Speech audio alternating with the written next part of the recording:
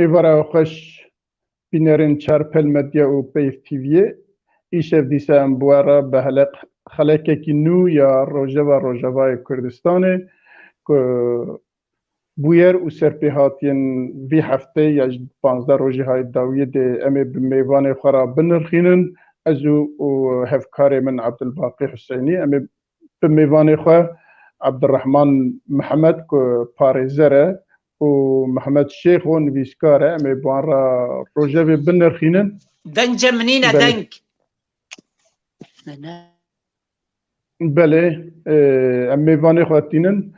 بله برز عبدالرحمن محمد بقول دنج منينة دنگی تباش تیمه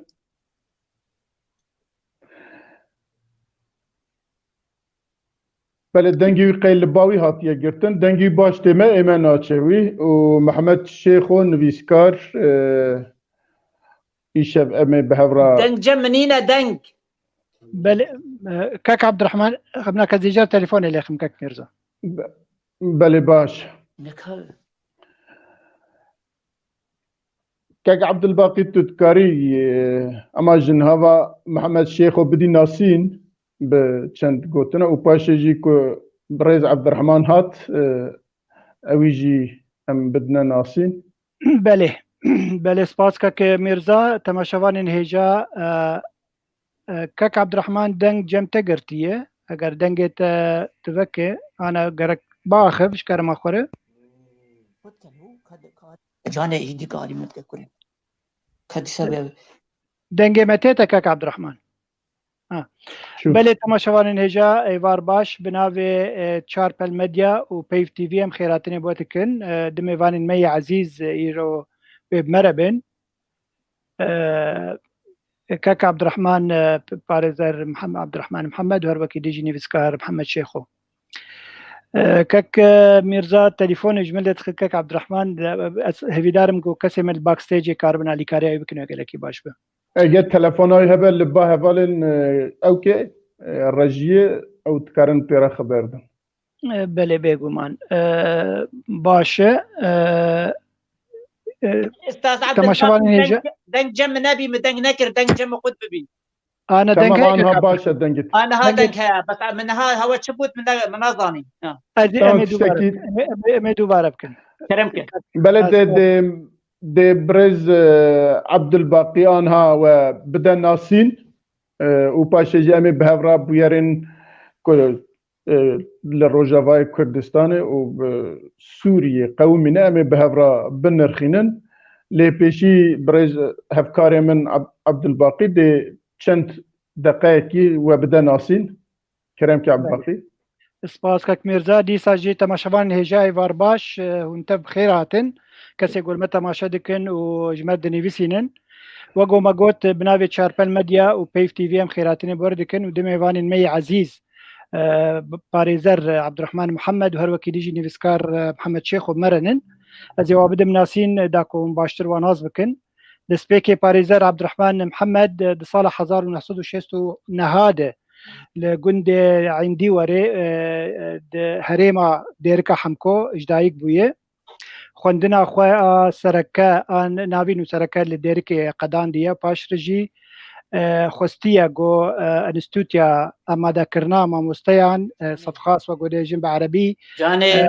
بلي خل تلفونش مرد اشتغل دخواست گو بخوینه لی مخابن اجبر گو گل کاری سیاسی جد بردکرن نهشتن باسیا گو وی خوندنه بکه سالک پشتی و دیسا خوند لیسا خوند و بکالوریاک دوست دستند قید کرد زارینگاه شامه ده کلیجا داد و یاسایان ده و پاشره بو پاریزر 2004 ده او بو پاریزرین کسین هاتن گرتن ده سرهلدانا قام شلوده او گلکی بو پاریزری و کارکی باشش بو خلقا کر هر وکی دیجی گلک سمینارین بالکش پیشکش کرن بو خلقه ده واره چارنوسا گلانده ده فدرالیزم به چاوا تک پیکانین ده روجهلاتا ناوین ده و کشا کردی گلک سمینارین بالکش پیشکش کرن ماموس عبدالرحمن بو خلقه هر وکی دیجی گلک جاران جالی رژیم سوری هات بن چاف کرن جبر کاری خوی سیاسی و هلوست نوی نتوی د سال 2015 ده خلکن دیرک گلک کوشبر بون کوشبریش در ولات بون او جوک مالبات 2016 هاتن المانیا و جوی دمی حطانا الالمانیا دمینن اب كرتاهي مسر كرتاجيانا باريزر عبد الرحمن محمد جورجوت اميانا هرن جم نيفسكاري مي هجا محمد شيخو اميانا كي سرجيانا يجي باخبن اوجد صالح 1986 لجوندي ليلان هري مقام شلو دجدايك بويه خوندنا خويا دسبيك لجوند قداني باشرة شويات قام شلو بكالوريا الور استنديه بشتي ويد صالح 1986 ونهاد انستوتيا عند زيارية رين حسني باش خواكيش لحلبة لزانيقا حلبة قداندية بخويا محمد قالك كارن باش كرنه هر وكي ديجي او ريفا بريا مهرجانا هلبستا كوريج بر دواري تورا وشاندا كوريج قالك كاركي باش كريه صالح 1900 سياده يك جوا كسنكو مهرجانا هلبستا كردي بريفا دبر او يك جوابو باشربو جيگري سروكا يكيتيا كرد سروكا يكيتيا نيفسكارن كرد لروجاواي كردستاني دمك باش جيگري سروكا بو پشت کۆلیجا داد و یاسەیان دە ساڵە 2009 خوندیە هەروەکی دیژی کاری وی کەڤن سنتەرا جەلادەت بەدرخانیا تۆر و چاندە دگەلگەلک هەواڵێن هێژا ئامادە کردبوون ئانجی دروست کردبوون دا مەزران دەبوون وەک شەهید مشعل و هەروەکی دیژی هەواڵێمەیە نویسکار علی جەزیری و هەنێکی دیتر ji pertûkenûyî di pertûkenûyî balkêş henin yek jê maçek ji dil helbest di sala 1998 dil qamiş li hat çapkirin her wekî dî jî pertûka duwemîn antolojiya helbesta Kurdî li Sûriya kol di Hokê sala 2003 hat çapkirin îro gelek gotaran bi zimanê Kurdî û Erebî di çapemeniya Kurdî û Erebî dinivîsîne ew jî di sala 2015 koçberî Almanya bû ew û malbata xwe اگر من تشتك كماسي كربد حقي وحد وقالي جاميرا هم كارن بين زمان اگر تشتك هبد بالكيش دجانا وده مج تماشاوانا نقوت بهم كارن بيجن كك ميرزات آمدية بله قالك سباس ما مستعبد الباقي اگر قوتنين ميواني ما تنبن امي دربازي برنامه خواب بن قلتنا ما سباسيا واتكن وسلاف ورش ورا ومهباني ترى وتماشفاني ترى بله قالك سباس امجي سباسي واتكن نهاجي كنت فيديو كيما هي اللي سر بيارين مجارين كما هل بجارتي امي سر باقفن امي قداريا يمكن باشي جامي دربازي گفتگو دانستاندن گوتنی خواب بله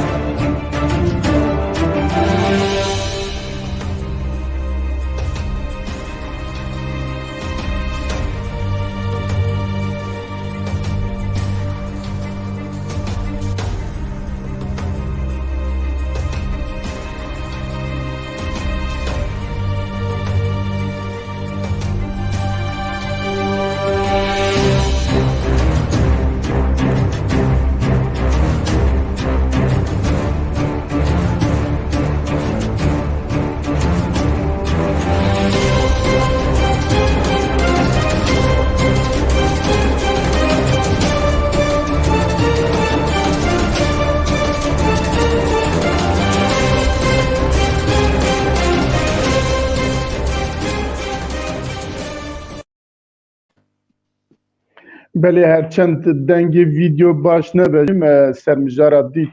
امل سرچه باخفن مجارا ما اوله ده ادبیات سیاسی ده ناوین روجاوای کردستانه اما دبینن که وان دمی های داویه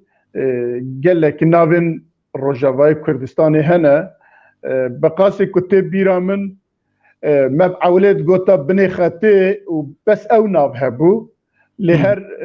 و دناف کردی دا و دناف گل دا جی او ناو معقول بو و لیجی دهاتا لی وان داویه ها هر رخستنه که لگور بیرو باوری خواه لگور برنامه و پیرو خواه ناوه که بنی خطه کرو و آنها جی هم بوان ناوا وانا تعریف کن وقتی که یا جی او بوان ناوا او رخستن سیاسی پارتیین سیاسی بوان ناوا بحث روجاوای کردستان اتکن که مرب لی بنیره دبیجه روج آوا چما دبیجه روج آوا امی پاشه لسر باخفن پاشه دبیجه روجاوای کردستانه امی لسر ویجی باخفن کردستان سوریه باشور پچو هرما کردی لسوریه باکور روجهلات سوریه روجهلات سوریه ورحاصل گلکی ناو دن هیا و مداوی جاردن دانیه بنی خطه لی امی وک حقوق ناسه کی برز عبدالرحمن محمد دپرسن وک پاريزره کی و حقوق ناسه کی اوانا جبو دموگرافی جبو دیروک جبو ناو جبو اوکی چه تاثیره کی لسر وی جغرافیایت که و چه تاثیره کی لسر جانا خلقی یا سیاسی آبوری و یا بیجن سیکولوژیک که کرم که دیسا ایوارا بخیر اسپاسیاتت کم سروی پرسا گل کی گرنگ چناوی تگوتی شاشن الا روش آوای کردستان نیرینک یاسایی نیرینک زانکوکی نیرینک مافناس نیرینک نشتیمانی نیرینک نتوی ناوی روش آوای کردستانه اما روش آوا شاشیتیک سیاسیه شاشیتیک مافناسه شاشیتیک نشتیمانیه شاشیتیک نتویه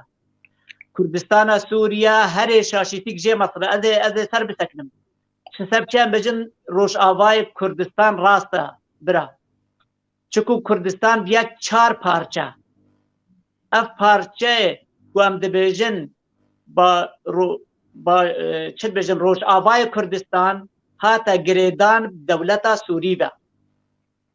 دولتا سوری با وقتی دادگره فرنسی و بریطانی گور هف پیمانیا سایکزبی کو سال 1916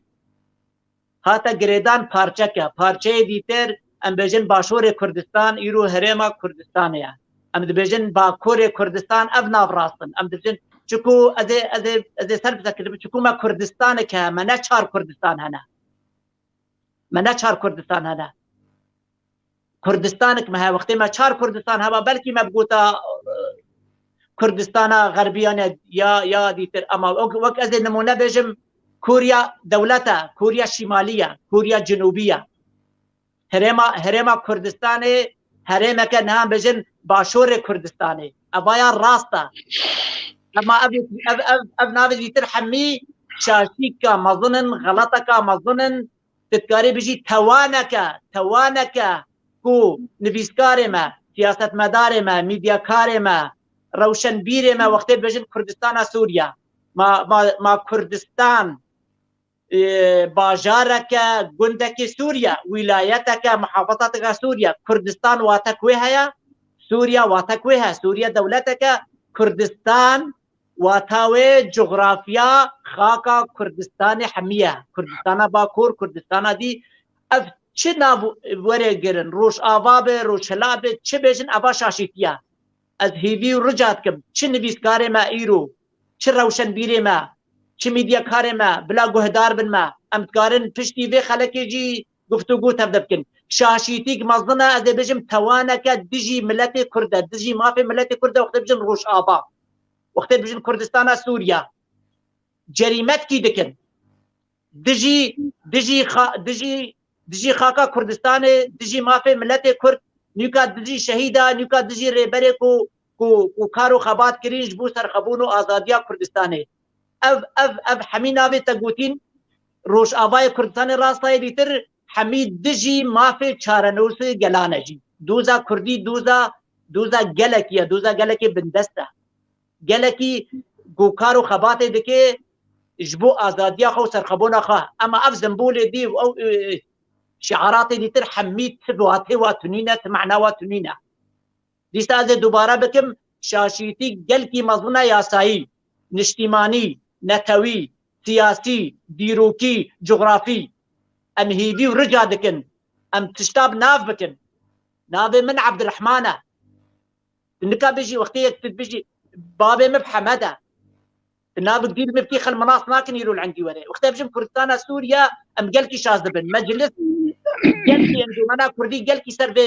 بيشتغل كردستان سوريا شاشيتي قالكي مظنه وشخو بجا روج ابا شاشيتي هذا مظنه ادي بيسا دوباره بكم توانك دجي ملتي كرد دجي خاكا كرد افتشتهني سياسه شاذ دچه نبيسكاري ماجي شاذ دچن سياسه شاذ دچه ميديا كاري ماجي شاذ دچن من ابيز قالك وقت ببم اريدتم هبالي خوشي هكر بالقيابه طبعا كرمك بله قالك سباس از بين بام ميفاني خويدني با محمد شيخو هم نبيسكاره وهم هلبستانه وهم جي باورد باريزره اف نافانا دوار سياسي دا وقتی کد بیجه روش آوا تخوازه چه بیجه؟ یعنی تو وقتی بیجه نزانم روشهلات باکوری روشهلات سوریه تخوازه چه بیجه؟ یعنی وقتی کد بیجه هرما کرد لسوریه واره سیاسی دا واره چاندی دا هنری دا واره قومی دا تخوازه چه بیجه؟ کرم که دنگی و گرتی وگو دنگی خوبه که دنگ نهاته بله بله سلاف جوره جوا هميارا براستي شو الام توشي بروبلم كي الفيديتي ملتي مي كرد بو بلاتا كده عفري خستني تنسريوي وأف كسيجو جالك يجي جرمن دواري تيوريدا تديت أم دمك ما في شرنوس وحق تخرير مصير بعربي بجن ما في شرنوس و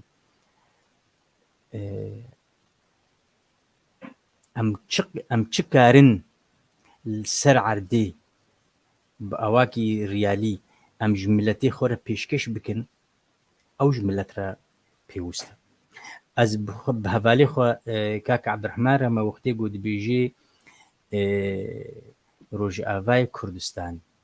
یا راست شو آوا لی افناکی دمینی د بأواکی استراتیجی البیش لی گلو تچکاری قزنج بکی السر عردی منها هزا کردیاگو گونها السر عردیه شل الباشور به جوان نابي خكريه هريما كردستان عراقي يعني شل هريما روجهلات وروج افاي سوري جو نهاف بجنده بجنده بعربي بجنده اداره ذاتي فانا تشكارن تشقزنج كارن بكن جملتي خورا ندفي تكاربي تشتكي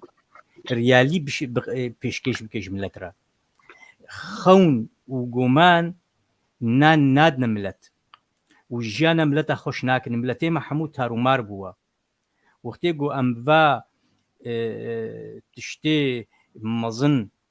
ام وات تاجير بيجن وموينا بخابينن رنگك شخاباندني وقتی گو بيجم اف ملت دوی سرخبونا خونها من نكاري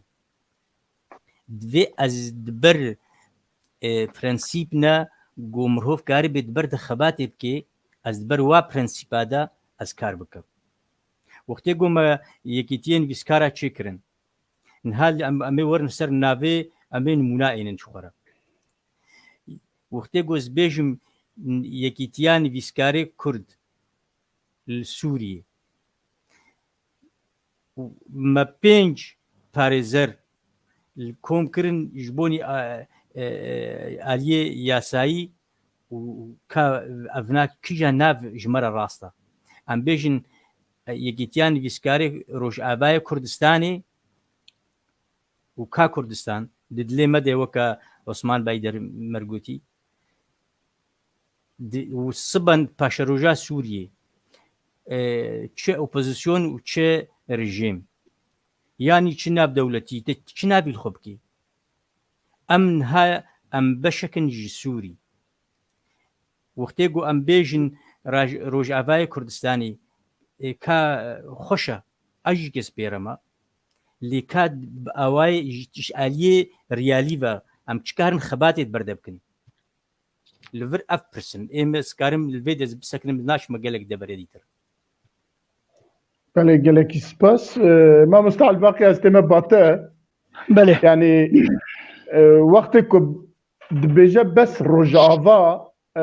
têda tiştekî bi dizî ya jî tiştekî dixwaze veşêre heye ji ber ku naxwaze navê Kurdistan bikarbîne dibêje rojava rast ya jî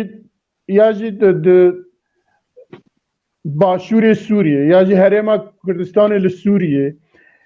Bakurê Rojhilatê Sûriye yani evana tev hinekî ji wana dixwazin êdî navê Kurda ji ortê rakin wextê ku nav rabû navê Kurdistanê ji ortê rakin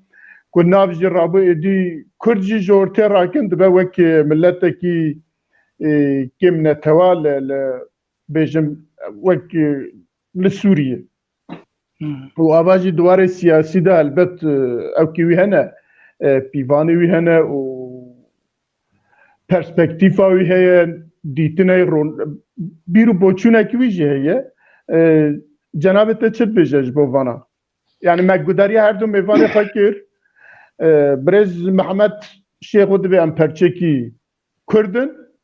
li Sûriyê Kurdistanê ne li perçekî ji Sûriyê ne ava jî navekî dinê ye werhasıl cenabê te çi dibêje بله از کارم از تکم ناف حردو هزري هوالا يعني بله. كك عبد الرحمن تشكي بالكيش دبيجي دبي خونا يعني نخونه راستيك دهندري ما كرداديه دبي امنا حرتم ناوي كردستاني بهلدن ويك كردستاني ولغور بشيوي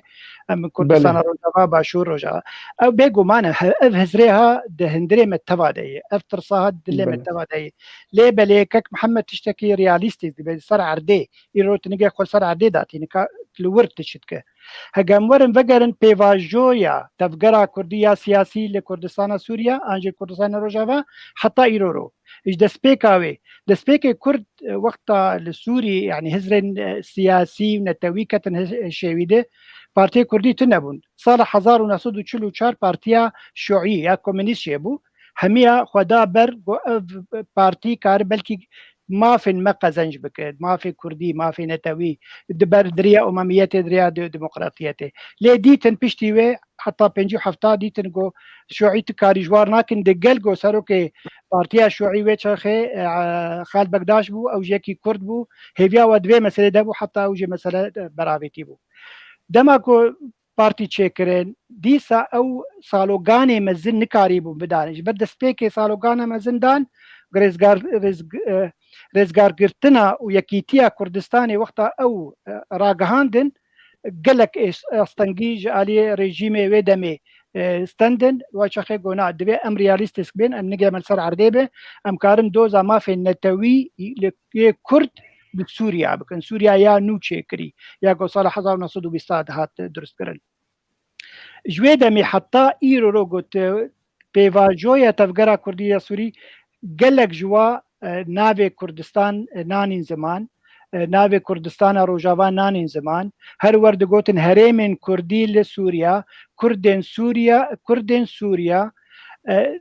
بس حتى دم حشته ده كك صلاح بدر الدين سروك بارتيه كي بو هفغرتنا قال وي ما في چارنوسي كرد لسوريا خوست وقت تشتكي دبي ام نتوك جدا بجا عربا ريم لسورينه لبشي بارچاكي کردستانی لسوریا هی دوی پارچه به پاراستن بناوی کرده دوی دما داوی ده 2011 پیوه انجی تشتک هبو 2006 بشک جی کرده لبروکسلی و گوبری آنمانی زمان دوزا فدرالیه لکردستان سوریا کرن و دهگه فدرالیک لسوری و جغرافی چه ببه دوی او فدرالیا کردی جی لور چه ببه دێمە gelek nav hatin gotin mesela piştî 2011 mesela nav gelekî giring e got xelkê me nav bikar bînin wek kek Abdurrahman bêjî navê Kurdistanê bikar werî heta têkeve guhê va kesê dijminê te hevalê te dostê de yani zêdî nimûna ji wer bînim nimûnayekê dîroka Kurd û Kurdistan ev pertûk Mihemed Emîn Zekî çêkirî ev pertûk dema got Ereb an Ecem an jî Türk an jî kesên biyanî Ewropî dixwînin dîroka Kurd û Kurdistan dême Kurdistanek heye Kurdistanek heye coğrafiyek heye navê Kurdistan e lê hevalê me ya pûça an jî îdara zatî digel got gelek dostê wayî internasyonel hebûn ev nivîskarekî Nerwîcî çêkirî navê Rojava heta gotina Rojava dema got yek dibihîze demek navê girêdayî bi Kurda be li vir daniye danî berxwedana bi Nerwîcî daniye Kurd dana Çempelfor et Frîhêt û tin Asad Erdogan û Daeş yani Kurd berxwedanekê dikin ji bo azadiya xwe bê Esed bê Erdogan bê Daeş demek ev pertûk dema ku Ewropî dixwînin navê Rojava zanîbû got herêmek Kurdiyê navê Rojavayê nav gelekî giring e digel got mesela heval jî got wexta yek dibe Rojava tenê ew qîmeta Kurdistanê kêm dikin dîsa jî nexeme got yek navê Kurdî navê Kurdistanê hertim bîne ziman erê îro beşekin ji Sûrî opozisyona Ereb qebûl nake got bêje Kurdistanek heye lê belê got jêr bêje sê herêmê min di nav her sê herêma di gundên Kurdînin ew perçê Bakurî Sûriye got dibêjin Bakurî Sûrî ew perçakî Kurdistanê hatiye girêdan bi coğrafiya Sûrî ya nû neya kevin spas ez pişkî îdafa bikim hînê derfetê bidir min anû wext heye kerem ke ji bo mamosta Mihemed Şêx û Rojavayê Kurdistanê herêm nîne herêm nahîk wextê federaliye çêdibe herêm erkanê wê hene millet e xak e desthilate dîvre hûş mafê xwe fihêt nake yani em doza me doza Kurdî ye ez welatîkê netewam Kurd e xaka min Kurdistan e ne netewam Kurd e wala dewleta min Sûriye çawa ez tevlî dewleta em ê pirsekî ji xwe bikin çawa ev parçeyê Kurdistanê hate girêdan Sûrî be divê hûş xaka xwe netewî ji nasnama xwe netewî û niştîmanî fêm neke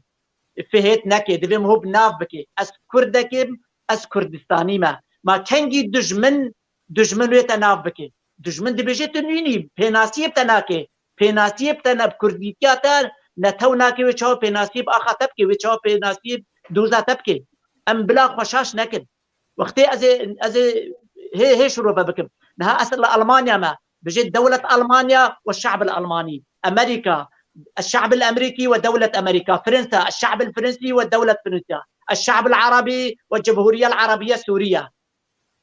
شمالنا الشعب الكردي وكردستان فرسك تركيا مواطني تركي جمهورية تركيا شماش قال ما في شارنوس ما في حمي قال ما مستعد كز دبي بحر نمينه أو ما أو نابي دجمن تجا ديارين أوامنو ما في منو تنادتا يعني نمونه ام دبي ام تشتاب ناف بكن يا سايي وقتي ناف دولتي تحقيق وانا خوازي تكسر رزقنا تناغري احترامات تناغري تبقى دوزا ما في خناكي تبقى نزات كردستان سوري تشيا كات ادبك كيدي هاتين بيساندن تش منطق قبيل دكي ازنا ما ظندكم نا تشتغ رياليتي تي خاصن از 12000 شهيد بيستوفينش شلو شحتي مهنا برشدا تشون منابع سربي تشروكي دريش كمركي وقتي منا بكرفت بس بل يا الراس بأزيزي ولو نشاشيتي وري كرم كما مستوى وقتي بروجرام بله كرمك محمد هذا ما بستعمج جوتني دفي هفهسو يعني دفي توازن دفي بالانس هبي دناف برا وقتی بالانس چو جناف کار خباتی و جناف گوتنا تشتیت برده کارت کی وقتی اف هسوتی يعني اف توازن اف بالانس چو شخوا ملت دیچێ و ڕێخستن تێک دچن و ملەت پەرپاشت بەگەری یعنی ئەرمانجی خوا تشتێکی بدەست ناخێ دوێ هەنێکی هەڤیرێ خەباتا کوردی هەبدوو بگرێ دوێ هەڤیر ترش تێدا هەبێ وەختێ گۆ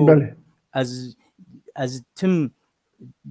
ئاواکی پرۆپۆگەندەکە فڕەح و ئەز گوتنێ قالند بێژم ژملەت ئەز ملەت بخاپینم و سەر خاکێ نکارم تشتێکی ژێرە بکەم هەب تشتێکی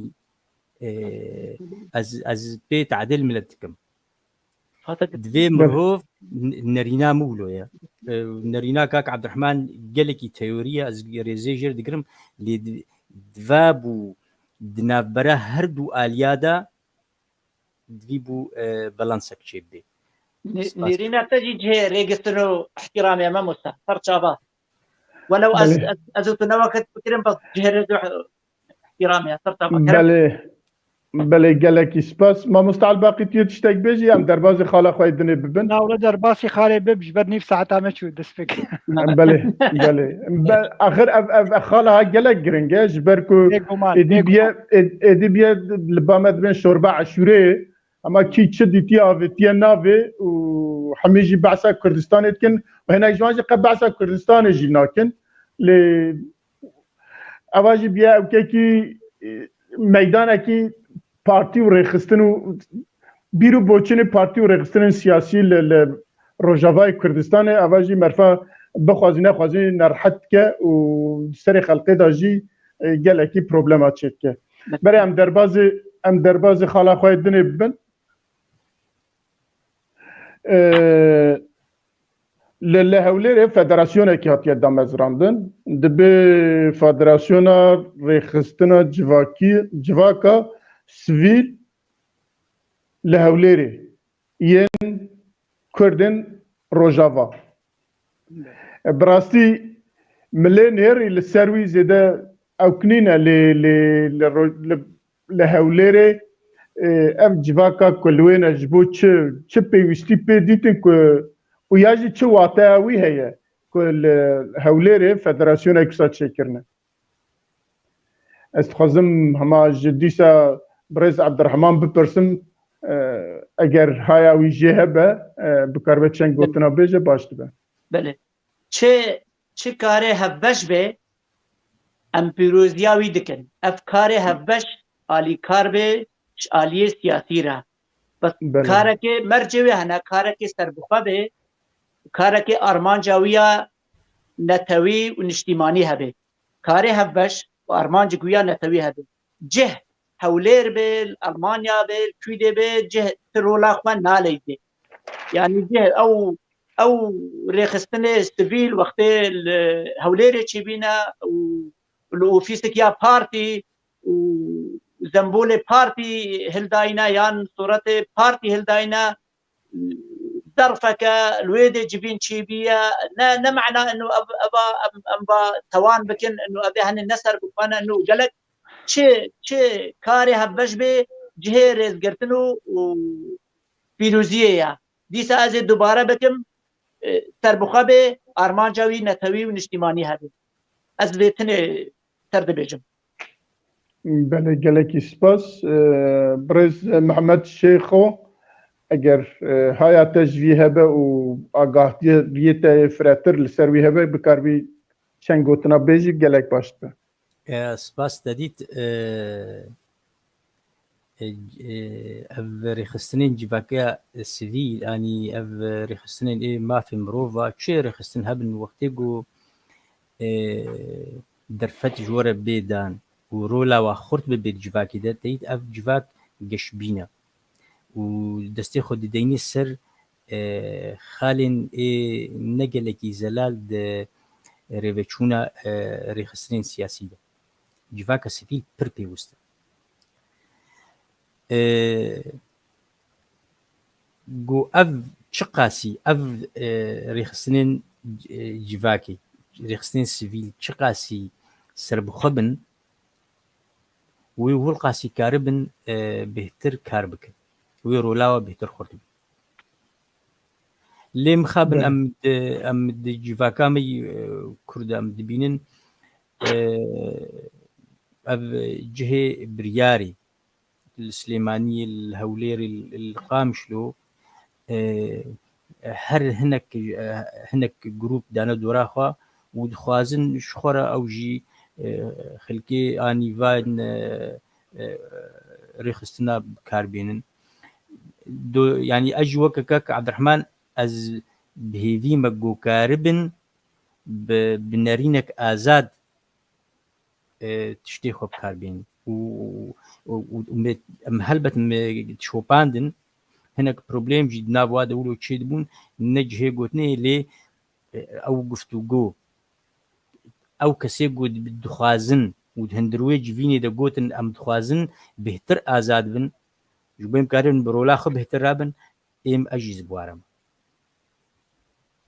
بله ما مستعل باقي بله قوتن تجي هنا دویواری دا از باورتكم بێگومان بەلکی هەواڵ هەنگێ لە کایە واژێ مەسلێتنە یعنی براستیژی جواکا سڤیل کارێکی وێی مەزن هەیە هەگەر پێک وەرە دگەل ئیرۆ تەفگەرەمەیە سیاسی هەیە لێ ئەو کاری خۆ دکرد جواکا سڤیل جد بێ کاری خۆ بکە و برەنگێکی بەرفرە و کارێک گەلک تشتا تایبەتی ئەم درەوشەکێ نازک دەرباز دەبن ئەو کارن گەلک تشتاش بۆ خەلکی خۆ بکەن لە هەرێما کوردستانی ئەو پەنابەرێمە زیدی 350,000 کوردێمە لە کوردستانە باشوورن یە ڕۆژاوە باشوورن و هەروەکیجی خەلکێمە لە هەندرێ ڕۆژاوە لە هەندرێ وڵات یعنی کارن گەلک کاراژوار بکەن لێ تشتێک هەبوو هزرێک هەبوو دگوتن یعنی ئیرۆ مەسەلا دەستورێک و دێت دانین لە جنێفێ هەوڵدانێک هەیە گو ئەڤ سازیên mafên mirovan an jî saziyên civaka sivîlê ereba xwe didin hev da ku ew jî bibin hêzek û têkilî dîsa careke dî têkilî wê komîta nîvsandina destûrê bibin. Ji Kurda jî hat xwestin birengekî ji renga indirect we got bêjin hûn civaka sivîl hûn gelekin gelek komelê we henin çima hûn jî xwe nadin hev dibin navekî navê federasyonê hûn karekî hevbeş bikin هم هون آلیکاریا خلکی خو بکن چل کامپاده لهندره باشوری کردستان و چل هندره ولات و هر وکی هون ببین دنگه جواکا سویل لجدر وی ولات لجنیفه کاره وقتا کارکی باش بکن و بهیز بن بقوت بن کارن هرن حتی لجنیفه بیجن ام جواکا سویلن اره تفگرا کردی یا سیاسی کتیه و پروسیسا اپوزیسیونه لی امشی کارن تیکه بنده اپوزیسیون لێ تشتێ ولۆ چەند شانکن تێبێنیên مەهەنن دەماکو ئەv فدراسیۆن پێک هات وەگۆ کە عەبدوڕەحمان جیانی زمان یعنی خۆسکا ji ber got navê wê rêxistinên civaka sivîle li ciyekî noytral bihatane li darxistin ew kesên siyasetmedar yê got ketibûn rêza pêşî gerek hemî ne li wirbana nûnerekî wa tenê li wirbana hewne ew zexm ew nerîn bidana civaka sivîl bidana wa xortên rewşenbîr kesên zane wa hundirê wa rêxistina de got ew rola xwe xweşik bilîzin lê dema wexta dîmin destpêkê pêş xelkê dike di rêza pêşî hemû siyasetmedar rûniştinin û alên partî hatin daliqandin yekser dibêjin na ev civak jî ve ev jî wek dikanekî ji dikanek siyasî bin an jî wê bi rêxistinek ببه دووک ji partiyekê re an jî hêzekê re Kurdî re yanî mixabin gerek ev bihatana parastin ev mesele rêxistinên civaka sivîl divê serbixwe bin divê azad bin hêzin siyasî bandora wa lê wa tin nebe حتى يعني يرو دبينن او كسن هاتن البجارتن قالك جوا بارتيزانن ريزا مجوار هي كاريك بارتيزان بيجي كارتيك بريخستنن ما في المروفان دي تيك ريخستنن جواكا سفيل لي هيفيا ما هي وك حردو هوالا قوت محمد شيخ وكاك عبد الرحمن هجر ما بستاوا نتوا كرد به خزمتا قلي خوبه لهندري ولات والجدرفي ولات به امي باتي جوار ليخن انجي جو اجنداك جندي بارتي به وبك وك هيزك شخوره شخور بيك بينه بنلقى الوين يعني براسي بيانك ما دركت بيانك ما ياكي تياغشتي اني بسكارو روج مبان كردستان جبر امتي دبون دناوي بروسيس دبون وامجي دامزري ويبون ليه مخابن هنا كليستك نباشي بون وقو محمد جيغوت نجي واغو تنايه امي بيدارن با مثلا درباس بكن جبينا كواي نيزيك هي كاربن بلانك خوشك شخور بينن يرو چل کوملن جواکا سیویل کتبون و پروسسا آواکرنا فدراسیونی اگر افچل رخستن بدل و سوز به هفدور کار بکن دگل کو کومیتا بریو بر هیه ریز گرتن جیر هیه لیبلی گرک او چل رخستن جی بکار ورن نه انه او چند کس هگان به 11 کس کتن ریو بر یا ناوی چی کومیتا بریو بر او تنی کار بکن و کوملن گو نکتن کومیته ده و پشتگوه بکن افتشتکی نباشه ده حقی واده و ده حقی فدراسیون ده فدراسیون گرک همی به هفر کار بکن اره او ده بریو دبن لیبلی همی کوملن گو کتن بن بینا ویده همی چالاک بن همی کارکی باش بو خلقی خوب کن بله گلک سپاس از نزانم هوالندن میوانندن تشتکی کلیزی دکن تنبه ام درباز دبن بله و دیاره تشتکی تنه ام دربازی خالاخواه سیاد بن ام دزانه که دمکی دریجه لروجاوای کردستانه هنک آلی دخوازن سرجمری چیکن یا جالی که سرجمریه جالی که خوازن دستوره کی چیکن جبویوی لی چندکی بره دو سه روز بره حتی او کرن که سرجمر پیکتینن و مبستاوی هلوستاوی آرمانجاوی چیه امل سروی باخفن همه یکسر از دچم جبر که برز عبدالرحمن حقوق ناسه و البته سرجمر جبو چه چید به مرب چما سرجمر یا جوالاتا کی چما سرجمر چید که مبستاوی چیه دوی اواناجی بحث اوانجی بکن و اوا کی چید که چما چید که سبب چیه خوازه چی بکن بله وقتا سرجمر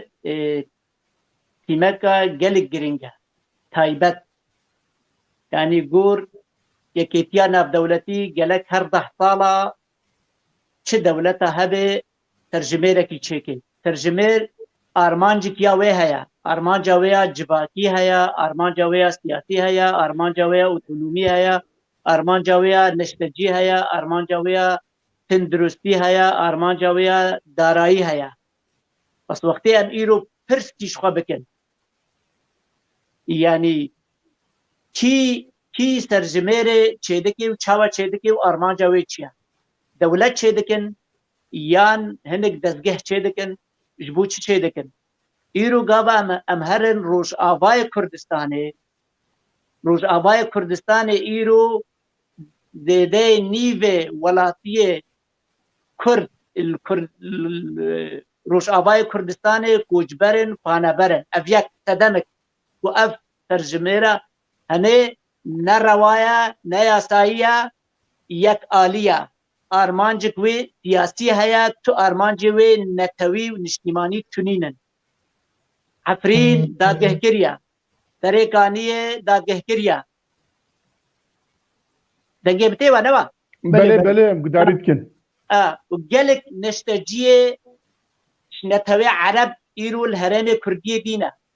القامش لو الديركل جركي لجي الكوباني ابا تبلي هذيك ابا نا تشتكي اسايا يعني ام نكارم زمانه يا اساس سر ترجمه بشتغل يعني ولا يعني هرم كردي آرامی و آشتی تیده تنینه هرم کردی آزادی تیده تنینه دیسته از دوباره بکم بلکی سیر بیم ولاتین کرد ایرو کوچبر و پانبرن ترجمه ترچه ده بکه که من یعنی وی فیوانه کی امه بحانه کی بدن دست رژیم دست خلکه انو رژا کردال سوری سر صدیه که يعني إيرو سري صديق قام بلا أم تبدأ دلال بن بيفرا شتا تكانا تسودا ثم فداوي نينا ناحيك نتوي نشتماني ده أدي دوباره بكم أف ترجمير نا رواية ونا ياساية وجهة شرمزارية يجي شكو تي بهانه کی بدی دشمنی خوا ابا اس ابن سرخاقا خوا شكو تقيمته رخنه خاکی تونینه بیم روب و به انسان وقتی ایرو افسر جمر چه دبیش بو سر خاکه کی چه دبی کیلوی خاکی جیان دبی که کم جمارا کرده چقاسا رجا کرده چقاسا ایرو چقا کرش دربنه یه کرد و یه دربه یه پنابر بی و وره جمارتن آنو فرمو بکه مهوانه تیدی بله گلکی سپاس از هم aynı پرسش محمد شیخ و بپرسم لی دخوازم لی پرسک لی زیده کم گل و آوانا تخوازن اکو سرجبری چیکرنه آلی اکو سرجبری چیکریه ادی دزگه پارتیه برای جبهه امون بحثاوینا کم دخوازن جبو یکیتیا ملتا جبو دولت دنیا جبو نزانم دولت سوریه بیجن ولا رجاء کردی وکی برز عبدالرحمن جیگو رجاء کردی اف قصه که ام دزانه که نزدیک 3 میلیون کردی ما 2 میلیون نیو کردی ما روجاوای کردستان درکتنه لدروا سرجمری ناته چکرن و هر وها عفرین و سریکانی و درن دنجی دبن داگرکریه دا لویجی سرجمری ناته چکرن اف سرجمری معناوی چیه؟ جبو چی چید کن بله او خطریاوی چیه؟ دواره نتوکر بگشتی به مستعد الرحمن رما و سرجمری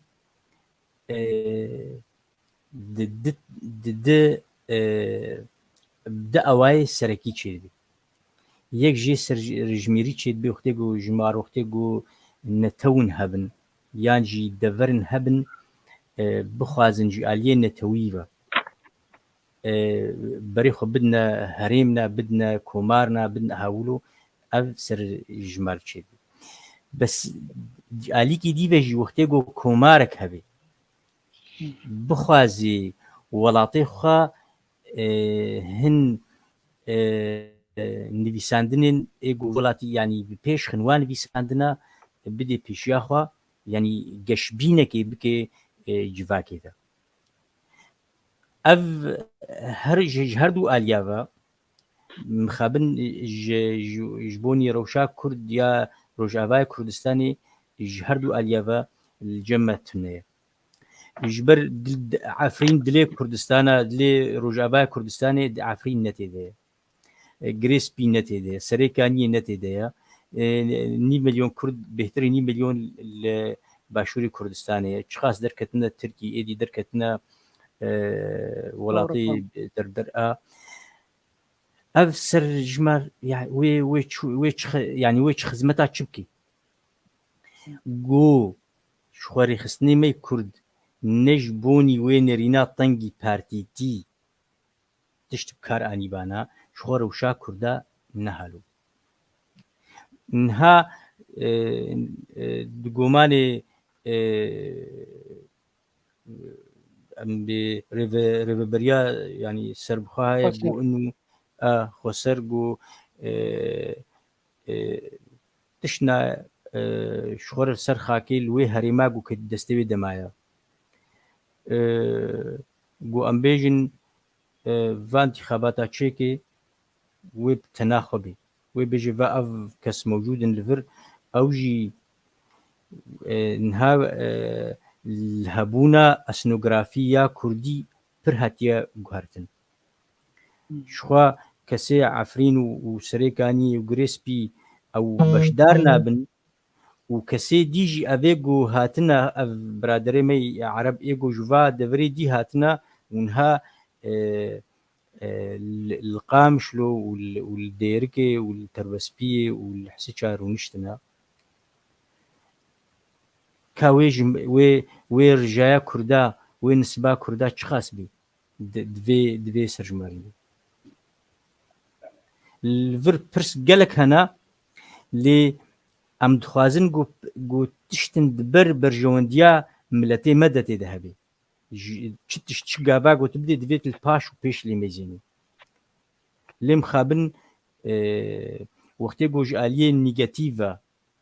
قلت لي ميزني جو ببي وكا ديكومنتكي وهري ناف دولتي هري با جاري دولتي دا گيركر ايش كردستاني را كارن في ديكومنتي يا بوفا رجا كردا لهريما ام چ بجين اف هريمي گوتي دا و بري جو كرد سري صدي 6 هفته بو نهاوي بي سري صدي 20 وهكا نوكا جو وقتي جو بيترسون جو سري صدي بينجا افناكي بروبليمك جالكي مزنا وبراستي باشروجك رشج بوني بلاتيما بله جالك سباس استم ما مستعل باقي ازانك قوتني هنا وجالك السيرفي مجاري استخازم بلا تماشاوان ما بینری ما گوداریا ویجیب کن کرم که و سپاس براستی محشت خالدانی بون هنک حوالا هنکانین زمان بگمان ریوبریا خسری رو آرمانجا کویج و مسئله هیه و آرمانجا که محمد آنی زمان کاره بجارتنه که چه بک پشتی و جمارتنه سر جمارتنه و بوا استنی الفرم و افهمی دوست منن و خلاص بو او بخوا يعني نرينا وهزرا وقلكي طنقه او حرتم تشتا دكن آرمانجا واجهيه وقت آرمانجا وبيكنيه و انجام جي وندادكن يعني بري انا 2016 ديسا سرجمارك شيكر بون بيشتي جو ديتن حقيقة ملت چند بوارنن و چند كس الهندري ولاتن او انجامي وي در نخستن هيج تشتكيش خل كير نقوتن او سر انجام سر هجمارتن شبو چنبو ایرو يعني آرمانجا واجه يعني وقتا يك سرجمارك شيدكش بو هريمك يعني قرك ما بستكتي اكونومي هبه ما بستكتي جواكي هبه ما بستكتي سياسي هبه حتى ايرو وابخنا داي خويا كرين اف سرجماج بو شوي شي ببه اد دوا تشتكي قلكي جرينج هي لروجافاي كردستاني جم ريبريا خسر ما مستا ميرزا الدائره نفوسه ايرو ندستي واديه دستي ريجيم ديه يعني اول سر تشبن قهي وهرن تيكبن مالا ويبيجن اف مال والجمل سر نفوسه اف مال حفدك استيدانين وكا كيجوا حاضره كيجوا دربي ولاته كيجوا مريه كيجوا صاغه قبل جمواتنا يعني حتى اليا ميكانيزما جو سرجماري شي دكر مديت ما فيديو واديتن روبلك نورماله مالا فلان کس مالا محمد شیخو 5 کس تیدن نابی اولو صد کاغذ نفساندیه يعني كارو تشي بروفيشناليات تيه قلت كارب واسر هجمار سر وا کاغذا تواخل كابجميره يعني او ميكانيزم جمواتنا او تقنيه الكتروني جمواتنا يعني جرك او كسينكو بسبوري يعني قال لك جرينج كسيكو هر سرجماريه بك جرك بسبور بدوا مثلا جرك زانبه جرك خندبه جرك جوار كور شيكر بن افهميتش تدري بريا خسرت النيه يعني مخابن هري جرينج يرو كرد نلسر هفن يرو روشك وارتام خديد بن يعني انا كردن امبيجن هوالن انا كسي كارن دريه خو جوا كسر ونكن ام دريه خو جوار وناكن ام نب ونازكن وام نسر جمارا وجي قبول دكن ويش خيو تشاوب به وقو هوال محمد جيغوت يرو ده هريما كردستان بتايبتي جزيرة هريما جزيرة 2 مليون ونيف عرب جي حمصي وجي رقاية وجي دير الزوري هاتن كتنن ويباجاري قالوا هاقا جمار سرواجتي بكاناني انسر كرداتني بكارا هاقا جبو كرداتني بكردتني بين قيد كرين ويش اخي كارب ارمان جكوي باشتي دابه بس وقتا وا عرباش تيخن ناف مده وقو كك عبد الرحمن قوت وهجمارة يك حطا 5% تاني ودر كذا جبر عربا خستنا نافي ما مستعربا خستنا ناف سرجميري النظام بكا او نشتر بيجم تشتوا نبلونن نخويانن جبر بيها يك نكار تشتكي بصر بي مسألة بيجا يا هري جرينج هجر او ما بستاوا بشتي بي سرجماري هل بجارتن به انوا كسكي هوالي انا كسيد نماي افهمي هوالي منو ام سركتن باور بك خلق وزادن ام مسألة يدروا به الدوا هنك ديفيجن ناس ديفيجن دبي ما بستا واجب يسر جماري وتك من مالي خلكي ويزانبن اب هوالي واي ابنها هوالي واي لقور سورتي عبد الله وجه لان قدال قاندي بدفي مالي ده هوالي واي قلنا دال قاندي بنها هوالي واي يعني تشتن وهي باور مقلك تشتن واي نباش هەنن بمەبەستە کارئانینا vê serjimarê bêguman yani yek heger lê bine serjimara îro hege bû dokumentjî mesela wekû hevala got îro ha got hejmara Kurda li herêma Cezîrê bi tenê ji ber heta Kobanî jî serjimar çê nekirin bes li herêma Cezîrê û bi taybet li çend gundên herêma Dêrikê wa dera heta Qamişlo çê nekir heta neketine Qamişlo de li bes li wa em bêjin Dêrikê û Çilaxa û Girkêlegê yani ew çend herêmên gotbala wadê serjimarê li wir çê bikin mebestek wa tê heyî bêguman mebestek wa tê heyî heta belkî rejîm ji wa xwest bibe ka hejmarê serjimarê li wir çê bikin bê çend Kurd hîn manin em naxwazin gelekî dûdirêj bikin bi rastî jî efkarekî ne baş e ji bo Kurda taybet got bibe dokument xelk an bidin destê rejîmê wela xelkê me li vê herêmê 5% tenê manin wê çaxê çi mafê Kurdistanê ji bo çi dikin heta mafê ziman ser we gelek e û besî wey spas Belê gelekî spas eger mêvanê me jî gotinê wan zêde li ser tune be em derbasî xala xwe yê çara dibin va diyare tune belê em dizanin Serokkomarê bêjin Sûriye Beşer Esed ji aliyê xwe ve efyekî giştî derxist û di sisê dudiyê mehê da dest pê kir û xelq azad kirin roja ewlê 105 kes niha jimara wan çiye 1200 kesî mebesta Beşer ez dixwazim bizanim ka ya jî dîtinê we hîn bibim ka Beşer Esed vî efyî çima niha derxist bi dîtina we hedefa wî çi ye armanca wî çi ye ez ê dîsa ji kek Abdirheman bipirsim mamoste keremke Belê ev li borîna giştî li hîstokeka siyasî çarçoveka yasayî ve divê girê bide li hîstokeke piştî te got çi wextî piştî kuştara an komkujiya tedamin gelek sosyal mîdya neşir kirin û belav kirin û xelk serştexilîn divî vêca û wêneyê xwe welê çewt û qirêj piçekî baş bike divê dîroka xwe reş piçkî spî bike ev ez ber û milletê xwe diçim ez başiyê dixwazim gava em werin li wê lêberêna giştî bimeyzînin ew xwe taybet e dibêje çi kesê bejdar bibî yani tewanê teroristî merc û sînorê vê lêborînê jî hene tewanê teroristî tiştek dî jê nagire yekî yek kuştî bê yekî dizî kiribê yekî tewanek dî pêk anibê kar kiribê jê nagire bes çi kesê ku tevlî tewanê teroristî bibe ev yek di du divê tewana hede tu kes jî nemiribe yani nehtibe kuştin sê divê ya ew insanê ku arîkariya darayî yan perwerde yan piştgêriya gropê terorist kiribe eva şert û mercê wê ne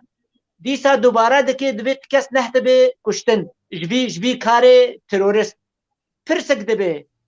çawa wê tewanek teroristî pêk were cîbicî bibe û kesek nebe kuştin kesek nebe kuştin ev yek di du dîvre em werin ser bisekinin te got vî wextî rejim dibêje nêrîna rejim dibêje heçî rikber bê an heçî dijî rejim bê ewa teror e eva teror e yani sêrbê milletê Sûrî an welatiyê Sûrî îro ji derve ne ew çi ne kî efû dike milletê rejîm efû bike an serokê Sûrî efû bike an serokê Sûrî ve xelkê efû bike eva ne bi vê rengî mihûlêdirinê yani bercewendîk wî siyasî hebî ji vê yani weka bêje berê lefhatin baş çêkir li derna weka لقبات خطا دا وقت بيجي المصالحه الوطنيه بجد في تشارچوبك ياساي بده في كاري خوي رشو قريش بي ديروكا خو في تشتي ولا كراسكي ياساي له بكي بيجي ابا في رنگي قناه تكس في دي باي توان كري نكبه ان ابي توان بار ابا تلقاوا سبيبي هنكارن هن آزادن هنكارن جباكا خواج تربس بجين هنكارن بقرن جيانا خوا وتربس وآزادن بس ديسا توري ليه ميزيني معنا بهزارة قرتي هنا هزارة بشارتي هنا زندان دا يهاتين بردان جي قالك شوا سقطن هشو سوداني وانا ابا ده صالايا حبسادنا بن اشكنجي دا يه هشو سوداني وينا ما يستقد بي يدستي ويجي بي يشحت بي يشل بي قالك شوا اهلي واش ونا داري وناس نكرنا ياد دو تناف نين نجمع چي هات يا بردان تليسته تنين جمارا واش قاطا نبن شاف ديريا مثلا امي بيجن اوفيسا ناف دولتي دا نا تي خستني ما في انسان حاضر نابن خلقاش زندانا عدرا يان زندانا صيدنايا تخيت باسا كي دي يان تخي حتى بجن كميونا دانا باساجي فرجي بخلكيرة تنين فراجي نادوا بكنون ديوا داني جم برا اسد حتى يعني ولا جامير كشمرة دوستي من الريكر يكش درعاقو الويد بابيد باكي كاسط ورقة بدا من ازهرم درعا فقيرو دجي بابا تبتي ابا 15 صلابات حبتي دا نضا تشي بيك ورخني فري سوريان قيمتي فري سوري شقا نمايا يعني فقيرة يعني تشتك تبليها بدك يعني بس ناوي ليبورينا بس ليبورينا كا تايبتا وليبورينا كا ديسا نروايا نياسايا وچندكا برد جبو بيجي جيهاني جبو بيجي جباكا ناف دولتي جبو بيجي ملتي سوري ازبرو خشيه دچم نبس چكوش هردمي ليبورين يعني مو دلي خصافي دكي جبرا مو هفدي قبيل دكي مو لفدروني ليبورين افا كا ليبورين تربي ملتي سوري دربه تربي سوري دادگه كريا سوري آزادی و آرامی و آشتی تیده تنینه اش قبل امریکا وش قبل روسيا وش قبل ايران وش قبل حزب الله وش قبل جروب ترورست كاد سلاطه نظام سوري ده حتى ليبوريني تي درخي يعني ليبورينا ويجي نروا وديبرا جماركا هندك ما ورجنكا هندك برز عبد الرحمن ليبورين ناخذش خو عفوا گشتی در خدوی از هنه که بردودم اجا گشتی باوای که جناب تد بجا گشتی نینه او که سیاسیه بس اوانه که مخالفه وینه کس جوان ناتیه بردان ایدنه ام بیجن ای که دزده و ای که نزانم چیه او که مادن هش بری او که فروتیه و کسی و ساعتنه بردان نه بس کسی تبلی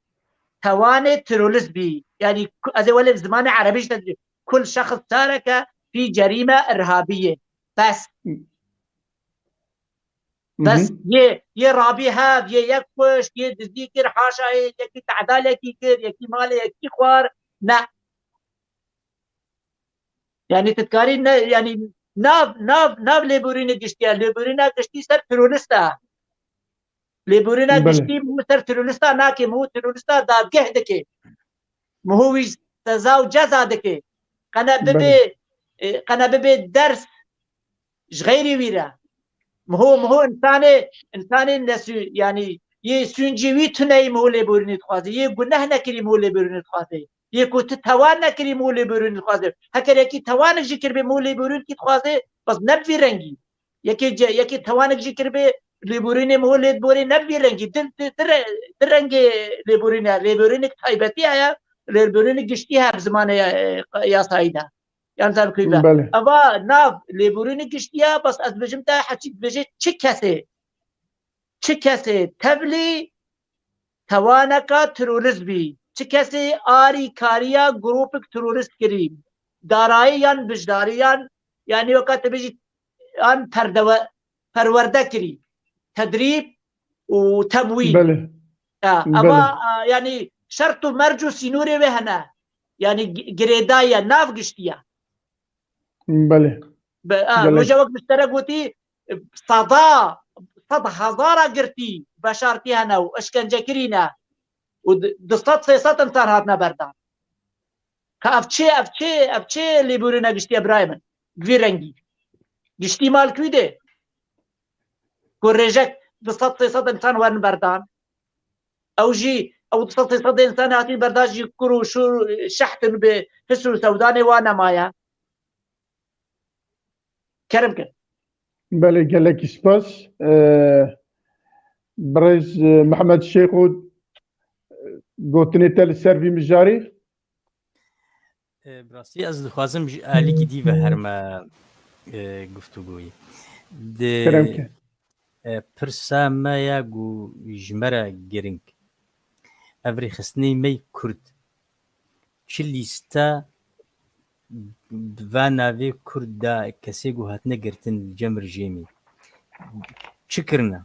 ka lîstê wana çend navê sereke li cem wana hene û helbet ev jî divê werin berdan divê werin xuyakirin bi ka çi hatiye weke Behzad Dorsun Emîr Hamed ev çend leşkerê Kurd hebûn ê got hatin girtin û bê ser û şop ew ji winda bûn navin hene ev nav her kes wazanî lê gelek hatine girtin helbet Kurd jî parçekî ji vî milletî ne ev milletê gotin tê gotin milletê Sûrî yan jî kesî xelkê Sûriyê dijîn Kurd jî rêjê gelek bilind hatine girtin ji ber Kurd ji milletê Sûrî hemiya bêhtir rêxistin kirîne ji ber wilo kesê got hatine girtin gelekin jî nav Kurdakanîn bê ser û şopin ev lîste li vê dirê stûbariya rêxistinên Kurda gelek e ew lîste ti kar û xebat di ber de nekirine di ber kesê got hatine girtin Mamoste Ebdirehman daxivî hate bîra min wextê got em li Zankoyê me dixwend me yasa dixwend profesorê me ser yasa min jî bê hemdî xwe min got me yasa li Sûrî heye ez jî nizanim got ê got direxê min de yekî ji hêzê parastinê ew jî bi me re dixwênê gote profesor got xebera vê direxê min de ye got niha ez karim wî bibim û ti kes nikarê vêce yasa li welatê got rejîmê ê got tekane partîke tekane a ev yasa tune ye her tişt tê pêlêkirin û maf nînin vêce em gelekî Mamoste Ebdirehman bi awakî fireh bêhtir axivî saetayê xweş bi rastî ki ez kêfxweşim got îro ew nas kir canêrî ez jî kêfxweşim lê gereke li ser yani stûbariya rêxistinê Kurd bû got wa lîstê xwe bikene cihê navdewletî û wa lîste ew jî bidin rejêma Sûrî da kar û xebat di ber va kesê girtî de werêkirin spas بله gelekî spas Mamoste Elbaqî tu ew kête li ser vî mijarî hene بله بێگومان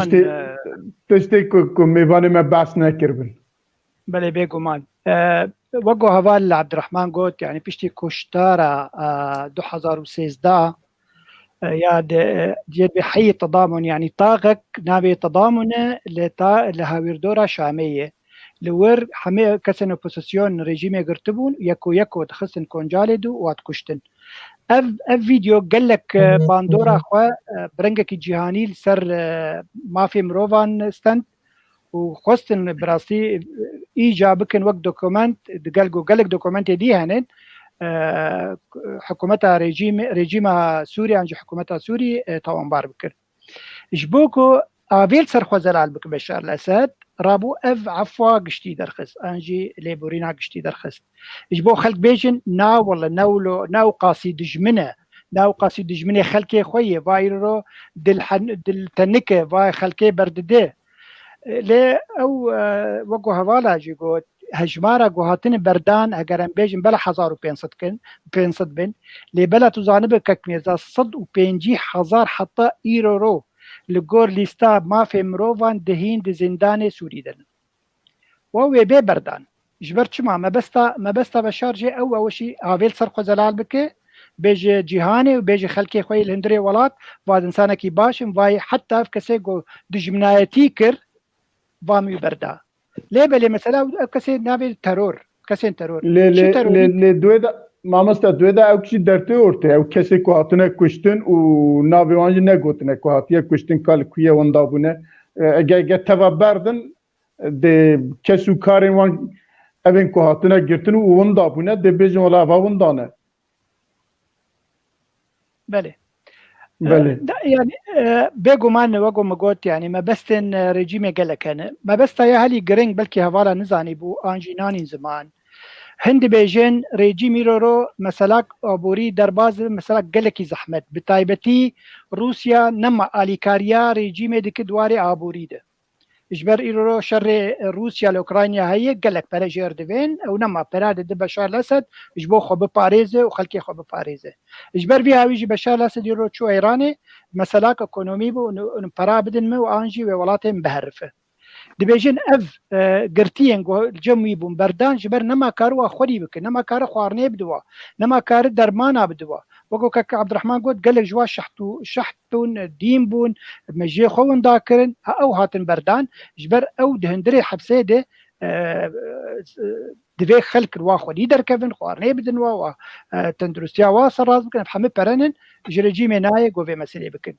تيوريا اساسيه هي يعني سيناريو اساسيه تشتكي دبيجه دبي بشار الاسد كاربه وقت دماغو داعش الشيكر بريانا قالك انسان خطر بفك زنداني خدر خسن وداعش الشيكر يرو كاره حتى واكسا برده بلي كسن اوبوزيسيوني ديسا كار تشكا بدوا وبراجي بدوا وابك داعش رنگك نو جبر روشا سوري يرو بيشتيغو رولا روسيا تت قلزبويه ريجيم جي قلزبويه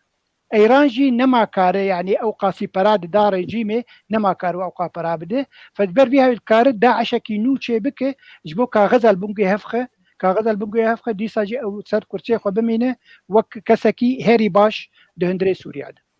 بله بله ما في خاله خوي هاجي درباز كر اما درباز خاله خوي پنجاب ببن اون دزانه کو ava kesin kuj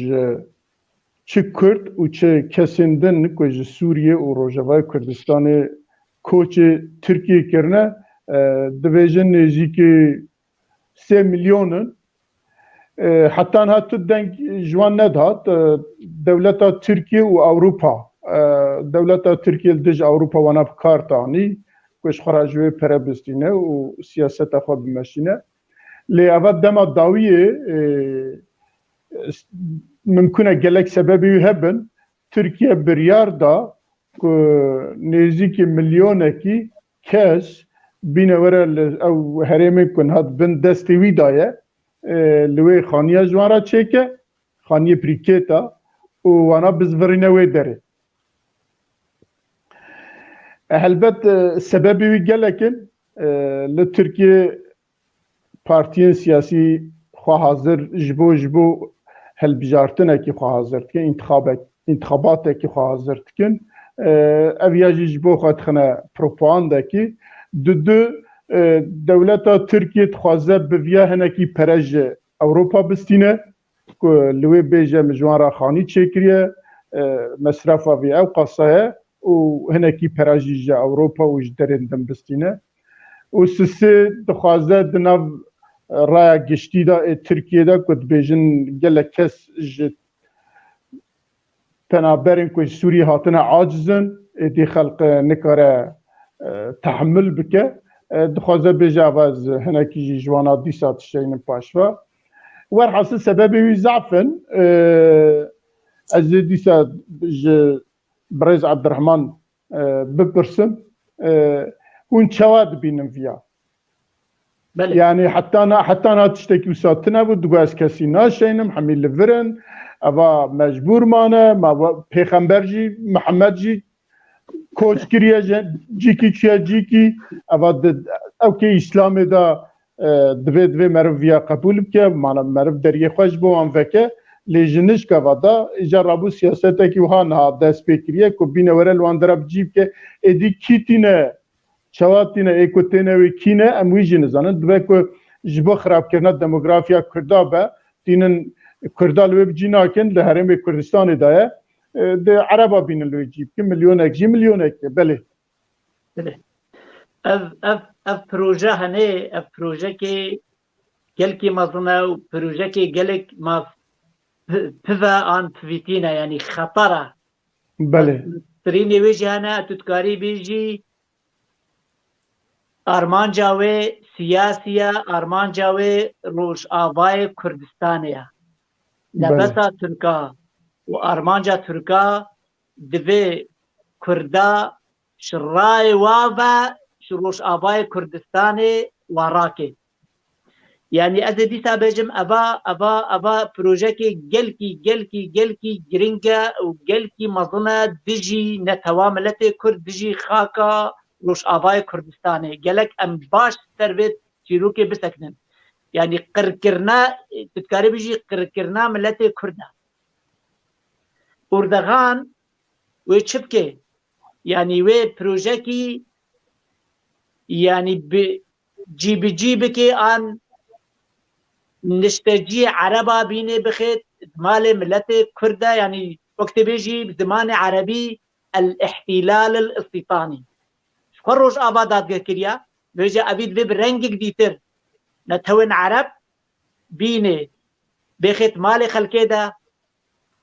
سر خاكا روش آبای کردستانه دوی روش آبای کردستانه نبون بکه یعنی اف پروژه گریدای بهبون و نبونا روش آبای کردستانه و ملت کرد روش آبای کردستانه از دی سال بشه مصرینی وی گلک مظن هنه انجام وی گلک نباش هنه یه پوزیتیف ام نکارن بجمیرن هکر اف پروژه هر سری نبس تغییر ديموغرافي خاك جي ديتشي وقتها بجمع الاحتلال الاستيطاني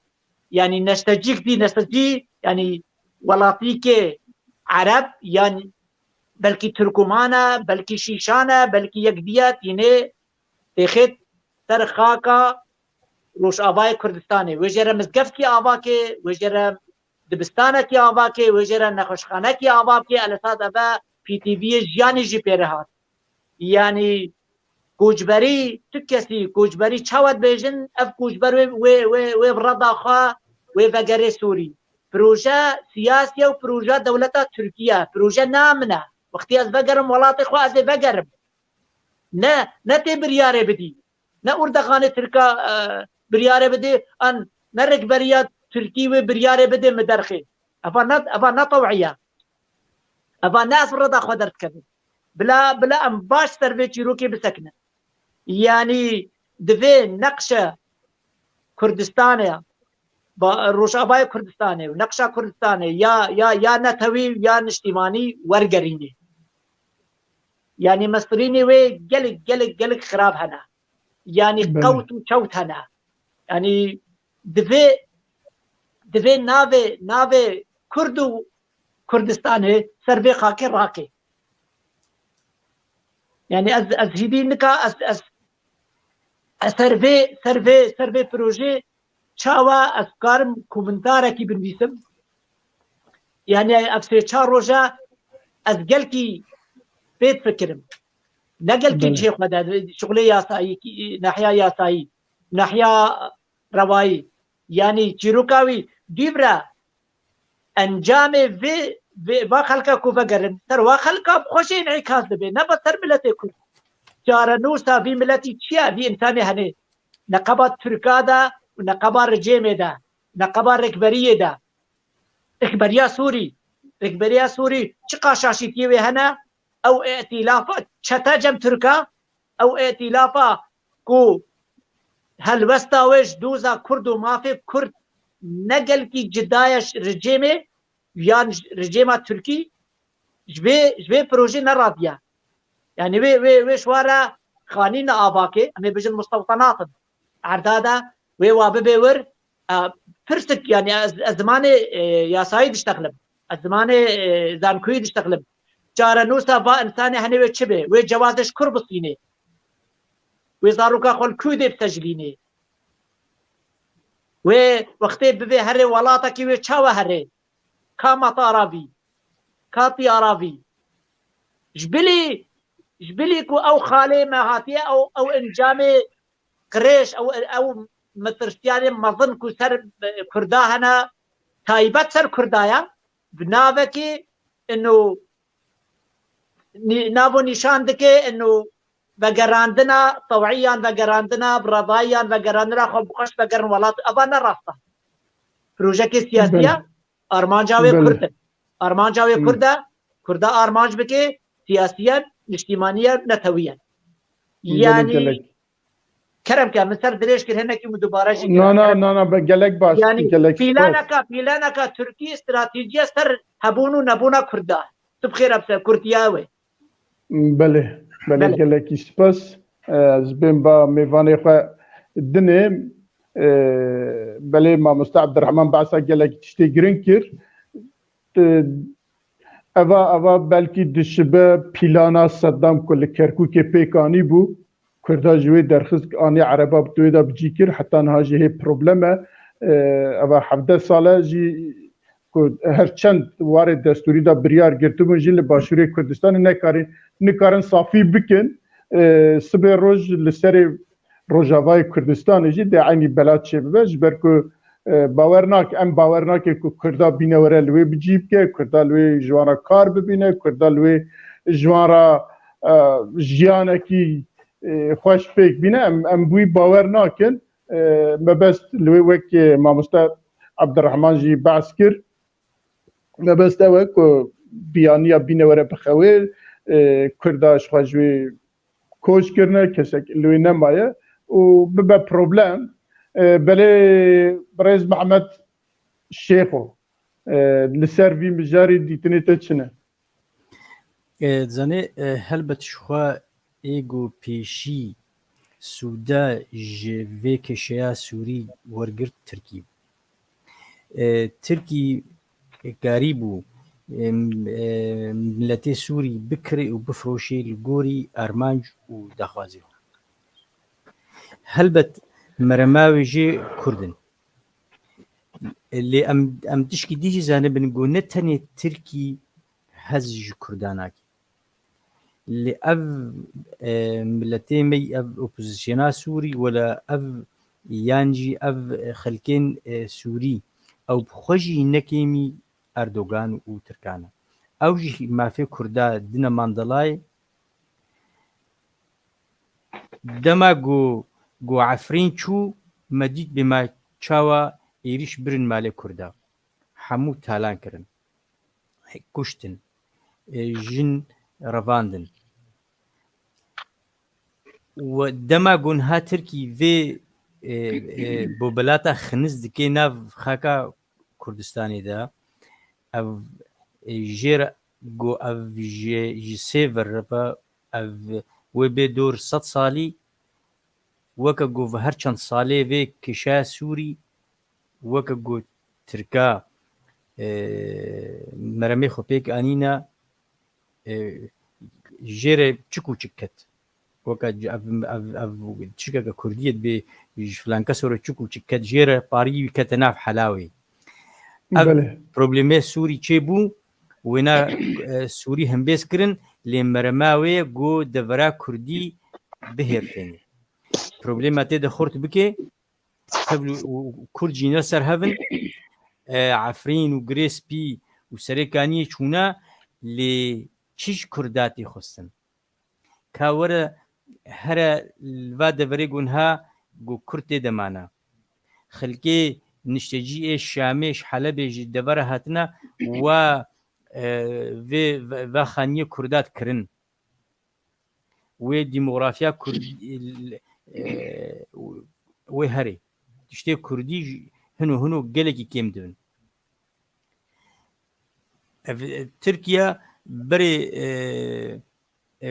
pirtûkek hebû navêkî Mihemed Taleb Hilal bû nivîsan bû destpêka şêstiya de weke nerîneka wî di aborî û siyasî hebûna Kurda li Sûrî de ha bi kêfxweşiya rejimê û Tirkî vî tiştî bikartênî wê herê serî hemberî wê jî tikesinîne û serê Partiya Kurda nesaw Belê Mamoste Elbaqî ez tême bate yek gelo haya beşer esed ji vî planî tune ya jî ew jî di nav vî planî dane eva yek û a duya dê bi vî planî bi vî projeyî dê pêşeroja Rojavayê Kurdistanê çawa be Belê ناز نباورم مثلا رژیما بشار های جوی هبه او بخوا ایرو مثلا وگراندنا و پنابرین سوریه گل ترکیه کاغذک جبو هلبجارتنا سروکتیا ترکیه یا گو 2023 چه به تایید گلک پارتی و کاغذ بکارتینن کاغذ و موا کسن سوری و گرین جوا حتی دو متشتك خوان وك رابورتك تركي دبيجن 3,700,000 سوري الجمع هنن ما كيملك دايوا اف كسي كيملك مدايوا اف رونشتنا لتركيا رونشتنا كاتيه نحر دميه اجبر فيها وي امكارن وابا گرين كي جادمي فيرو اردوغان جي وسروك بارتيان ديجي بيكا غزيب كارتينن انه ام تشتكي وها بكن هر وكي ديجي حرتم اردوغان لبيج دناره هجروجا كي هات و ايرو مثلا قالك برتر خان كرنن جبو علي كاريا سوري بيكرن او دخوازي چندي پريگو تيتر خان كرن جبو سوريا بشي مزن هرجو تركيا ره او دخوازي في مسألة انفستيرا بكار بينه جخور بك لي ارمان جاوية هري سركة او دبيجي ايرو لسيزده جيا ازي وق باجارو كا آوا بكم وواپنا برا بگرین مور وگو که عبدالرحمن جی گوت و مزگفتا جوار چیکه و نخوشخانه جوار چیکه و دبستان جوار چیکه و برنگ کیج رنگ استراتژیک دفکره او هرم حمی باکوره امبیجن سوریه انجی روجاوای کردستانی بگومان آرمان جاویه هری مزن پیش روجه ده گو او شریطه امبیجن باکوری سوریه روجاوای کردستان همی کسین هواداری ترکیه بن همی حوالی وی بن د پیشروجه ده وک چاوا روسیا جمهوریه لوگانسک و دونسک کرنیه خو جبر حوالی وی بون انجا او دبیجن کسی گو بروسیر دا اخوین ایرو کرن کومارن سر بخوا او جی کار پیشروجه ده و هریما گو خلکه بگرین ور همی دوسته وی بن حوالی وی بن بکه کومارک سر بخوا حوالین وی بگومان وچخی دموگرافیا کرداتن گوهرتن نما تشک هی ناوی روجاوای کردستان جبر همی کسین وی وگرن بگومان عربن ترکمانن یعنی او خصین برچای خو ترکمان عربن نگوت نزی کی کرد وگرینم کرد یا دو او ترکیز جدی که د بیجاز کلک وگرینم گریسپی او سریکانیه دقل گو ناوین باجارو کن عرب اجید بیجه لیبلی ما بستاویه هری سرکه گو او سینوری اگم به سوری به ترکیه افغاتی گریدن هاوی وی هریمه انجوی شریطه همی بکن دوست خو حوالی خود پیش روزه کار به دوزای بکه و بیجه اف شریط یامنه دقل گو او دی بیجه بگلک پرتر خان کرنن گلک پرج مرهاتن کرن گلک سازین مروان یه گو خوازن و آلی کاریا و پروژه بکن دو صد و 50,000 خانی د سر اردوغان دی گو آوا بکه هندره وگو مگو 13 نقطه وی هنن 13 هرمی وی هنن ویلوا هر دو 13 و پرانیا واجی جهن کردانن چد نابره حتی جرابلس و اعزاز و باب خو كردي يعني جرابلس اعزاز افهمي هرم كردين او ناف بهنكي بدبيجي هنك بلكي هنك جيرن ادلبي حتى مثلا ادلبي جي قالك وقول بيجن برسر هي وفناغرين ادلبي والجرابلس وعزازي وبابي وسري غرغرس بي وسري كاني بكاربين و بروجي اخوا وهر وكيل ما بستاوي مثلا براي بلا نا وقول بيجن دولتي غربي وامريكا ورتيك بفرده وكاربش خور فدايا كي بكي وقت آوا کرنا جد به اعمار سوریه وقت سوریا جنوبره آوایی بکد بلا پارامزن جندره جبو ترکیه ربه و بتایبتی جه اردوغان ربه یه گوت خوازه 2023 دیسا جاره کده به رئیس به سروک. بله گلکی سپاس. أستشكي زي ده بكمانو كرم که درفتي بدي من فرمو وك كاك عبد الباقي ومستعبقي ما جاك لي أجي هنا كي بيجم أمجبير نكن كو أردغان جبري نها دوزا يعني دجمناتيا ويش كردارة أمنكا سينور بدني يعني تشكو زان كواسيني بو أمي زماني كردي بخن زان كواسيني ده أوي كو قيمة مناي يعني دجمناتيا تركي نا بس شخصي أردغان دجمناتيا تركي ديروكي دجي جغرافيا كردستان وملتي كرد أردغان بري بقو أزي هرمكا آرامي تشكم منطقة آمنة أبا أو منطقة أبا أو خوناوية أو أرمانجاوية منطقة آمنة أو دبي بيرنجي سينور هناك ولاطية سورية وك ما مستعب باقي آني زمان دبي بيني سرخوا مش بير نكن وياف آلا تركي جي هلدن وك نهات عطليني دا كاتشاوا اتلافو چتي دي آلا تركي تن ويرخني تركي ببي بازارگاري يعني فري تركي والويدي ورن أو دي كرن وآلي كاري جي نند هزي ناف دولتي يمكن قطر وكويت دي قطر وكويت خدا نبر تمويلا قطر وكويت أفيش بير نكن يعني أواد بي سينوركي بخن نقبة سينوركي كوك خوا بخن نقبة كردا وسينوري تركادا وبلكي روجك بيش روجكو روجك الرش بيش يامايا دي بروجي هني بلكي وك لواء اسكندرونا قريب بدي بتركابشي نا انه ببي دولتك سر بخوان يعني اف كسي ورن او كسي ورن كبن نقبات تركادا سبيل يعني كي ولات يقدر قري ولات اخوا كاك عبد الباقي وقتي آراميها بإيه آشيتيها بحد جنگ وشر نبي وقتي كيف خوش بPTV جياني هبن نيلو تشتك جبا مرجع يه بيواني ناف دولتي الواهري ما بيك نهتي وبيك ناي جروب تيرورستي ايراني روسي النظام داعش PKK يعني صد رنجي دي ترهنا حزب الشيعي حزب الله جبلي يعني تنكاري بشميري تنكاري جروبا بشميري بجا بله كاك عبد الرحمن بله كاك عبد الرحمن تخوزم في ليزيدب كم تاني بيرام ايرو مخوند قول جنيفي بله ايرو تبويه بوزيسيون ج شاندا امريكي دي برسن دي بيف بروجي الجم اردوغان هي قالوا بيك ورانا بله او شاندا امريكي او كان برسن امريكي دي بيجي نا اب مثلا وقرا كسن سوري جو تركيا بين سوريا جارك ده اف ايرونت بروغرامي مديه او بروغرامي اردوغان وبيكناي جبر حتى ايرو رو تجي كرمكر انا ارامي لسوريا تني جو كسكي بقره جي خو وبجي جوعان به انجب سكن به ديمك بروجي اردوغان بيت فكر وبارتيين تركيا بيت فكرن ناتش سري بكيماني دسبي انا وحتى دوصل دي ناي سري ام هيفينا نشتري بله براسي مجارك جلك جرنجه لهمبر فيها الوستا كردا تشيه ام هيوي نزانن جبركو اوا دمك يا تركيا لسربي خبر ده لكرديسا وك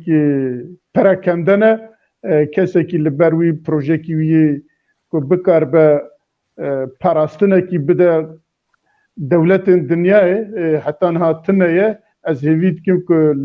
پشتی وی برنامه واناجی ببیسن و بکاربن لهف بجرن پروژه لهم بر بیا داینن و بخنه روژه و خوشی بله قلسو لاوازه هلوستا کردی قلسو لاوازه و تتقرب جه هلوستا کردی نینه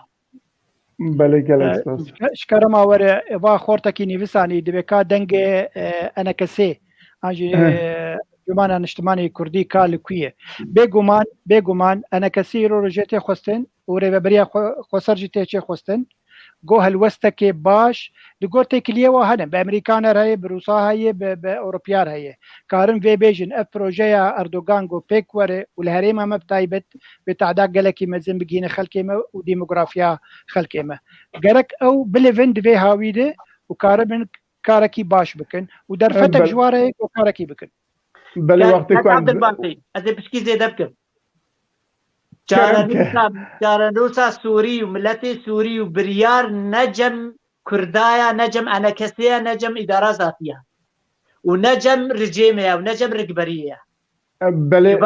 dewletî vê biryarê dide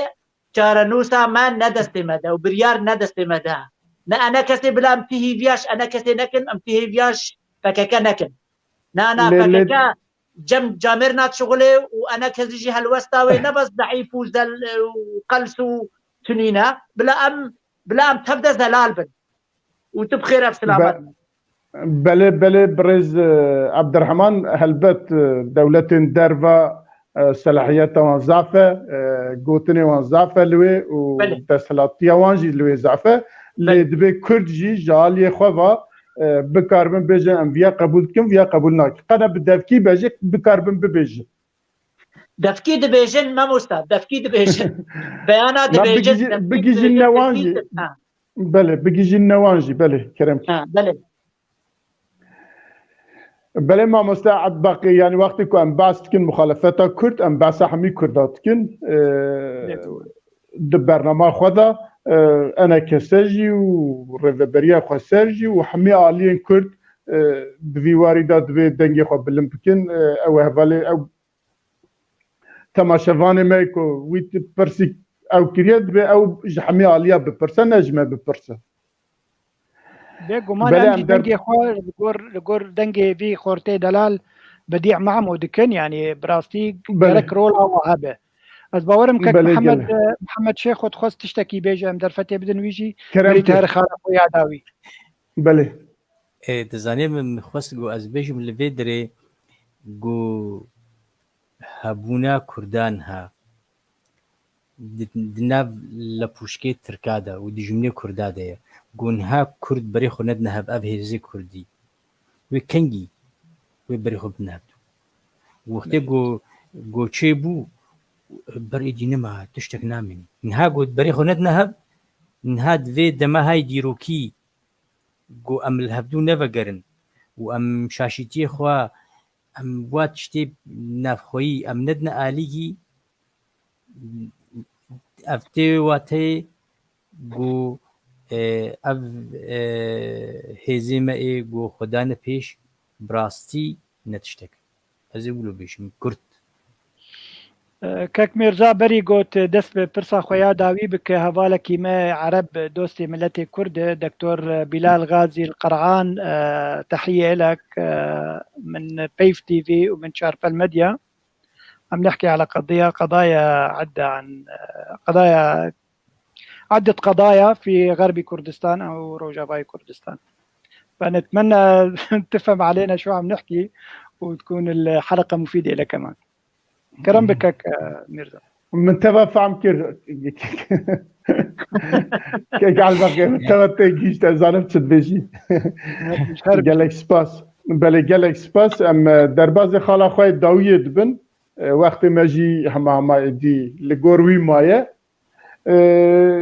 دولة تركيا دي سامي بعث دولة تركيا بكن كل روجافاي كردستاني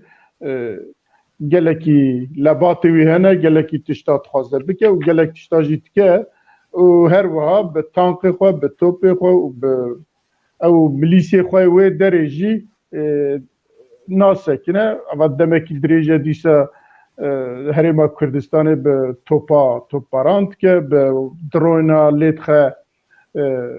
Kurda dikuje ew kêwan dişewtîne û îro jî ez bawer dikim ew ê دولتا ترکیه وزیر وان دگو دوی مهیدا 13 حب بگوتنوان دوی ما پککیه کشتیه لی دناف دا افزانه که چند سویل و چند خلق و جه تعدایی جه زور او دیتنه ترکیه بردوام دشره روجاوای کردستان دا مجارا مجي لسروية قفي ويجي هي هرقافها ودوما جي لهمبر حسدي ولزبر همي كردين ويداري چه آگاهیه و یا جی چه شیروه و هنه لسروی تشتی و هلوست ما کردار لهمبر وان تشتا چیه وقتی ما کردار بیم تایبت پارتی و ریخستنین روجاوای کردستان برز اما اشتر برز عبدالرحمن اشتره نبقى تفتساوي جامعي برای دلال و عزیز هلوستا ترکا ننویا دیروکی گفه ترکا سر جغرافیا کردستان حمی هنه و تجا ایریشی ترکی سر جغرافیا کردستان نسکنینه ند باکور کردستان ده و ند روشابای کردستان ده و ند باشور ده ام شورشا شیخ سعید نمر دست پی بکن حتی امورن شورش رحمتی برزانی کو ترکی سوری ایران سوری نو ایران و وقتی بر خدای روسیا و کشبر بی شر باشور کردستان کریا هلوستا ترکاش ریفراندومه وقتی امیر ورن روش آبا وقتی عفرین دادگه کریا سریکانی دادگه کریا ابا فکک بهانه یعنی حجته اما ملت کرد آرمان جاویه خاکا کردستان آرمانجا ترکایا وقتی ایران بجن ترکیه عفرین دادگه کرد و دیکی گو اف آپوچیه یان اف پارتیه یان ابی ها سربخویه یان ابی هاش فلان اولیه یان ابی هاش فلان دریه نه تو کردی تیوری آرمانج کرن تو تهوال ترکابی تیوری آرمانج کرن تو دجی ترکابی تیوری آرمانج کرن تو سربخوابی تنور تیار بیا نحیادی بی تیوری آرمانج کرن از این نمونه کی بجم دم سورا نمر شیخ سعید گیرانی گل کردا آلی کار بین ترکیه را دیوره ترکیه بخواندن شوارا چکر برن شوا و دیاری کی بده و پیروزی الوا بکه پشتی ترک سرکتن گو با شن بکنو اعدام بگوام هوا گو بابا وقتی هنکر ملت خونه و نون سبیل مجی خاین ببن وجا مثلا هلوستا ترکی به بهانه پککن نه ده پککش دل تشتا تخی دسته ویده از زمان یاسایی بشتغلم یعنی پککه سر خاکا روش آوای کردستانه هبونا ویل ویده نروایا نیاساییه دست هلدان کریت نف روش آوای کردستانه ده و تتکاری بیجی بریارا میا سیاسی ویا مافیانی هات رواندیا سر دوزا رژیم جی نشخوا ده هاتیا سر طلبا رژیم هاتیا يعني بجا دبي هجت نه بس الروجاباي كردستاني باشور كردستاني جي نها قالك شما كردا طنق فكرن قواعد عسكري يد تركي الباشور كردستاني تشيبينا بقور ريكفتن نقبا نظام صدام دا تشكيا ده هيك هريما كردستاني خودي ندابي ريكفتنا أضنا نقبا رژیم سوری ده و رژیم ترکی ده چه بیا انو لشکر ترکی کاره 5 کیلومتر وره عرض سوری ده نابونیشان کریا کو ملاحقات ترورست که کرده فککه نت کس بیا باشور کردستان جی و هم دولت عراقی جی هلوسته دولت عراقی جی نجدلش في إيريش تركا سر باشور كردستانش وسر روزاباي كردستان بيجا وقتي تركي قفال متكن قفال نل حسادتكن قفال كردادكن بس حسادي وبككا بهاننا يعني حجته بلا أن حلال خناكن تيروك نابا تيروك ملت كرد أرمانجا تركايا وخاكا كرد أرمانجا تركايا دیروکی نیروتنه یعنی ایریشی و بردوانن ایریشی و نسکن نه پککن